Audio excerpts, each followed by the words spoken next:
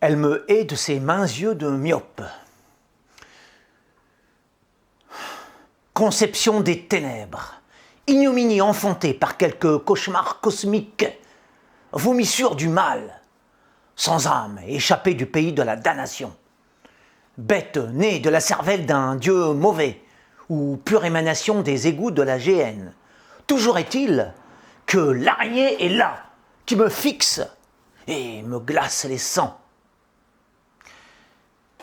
Immobile, minuscule, mince et sombre, ses crochets sous mon regard d'épouvanté deviennent géants et vont bientôt m'enlacer, alors même que d'un simple coup de talon, je pourrais l'aplatir.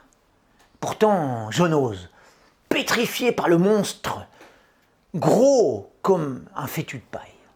Elle s'approche, je suis un marbre tremblant, une feuille de pierre, une enclume de chair. Elle grimpe sur ma chaussure, abjecte, jusque dans ses moindres mouvements, avec son flanc comme une vivante immondice. N'est-elle point hideuse, la réprouvée, qui s'accroche au cuir luisant? Ses longs doigts velus dérapent sur mon soulier et méchamment s'agrippent, insiste. L'infernale créature parvient à ma cheville et se hisse résolument.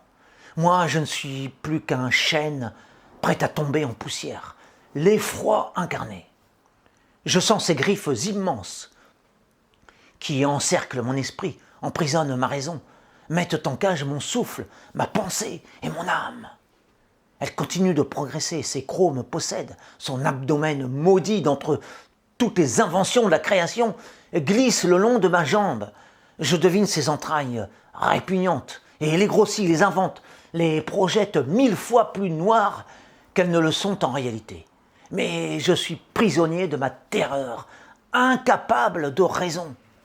Elle vient à moi chargée de toute sa haine remontée des siècles lointains, héritée des temps les plus obscurs de la planète, où la vie s'éveillait à peine. Malveillance originelle demeurait intacte depuis les profondeurs millénaires de la terre et les gouffres immémoriaux de la Genèse. La haine qu'éprouve la prédatrice pour tout ce qui vit, tout ce qui est bien, bon et beau.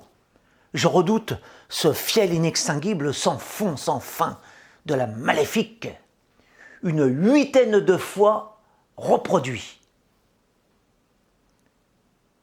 Une fureur démesurée enfermée dans un être si ténu, cette aversion innée que conçoit l'arachnide pour l'univers, ne la lisez-vous pas sur les multiples index de sa main affreuse, sur son ventre sans chaleur, à travers la nuit dont elle est imprégnée? Elle arrive à mi-hauteur de mon corps statufié. D'un tressaillement d'horreur, je la précipite involontairement au sol. Libéré de l'effrayante étreinte, j'émerge peu à peu de mon enfer.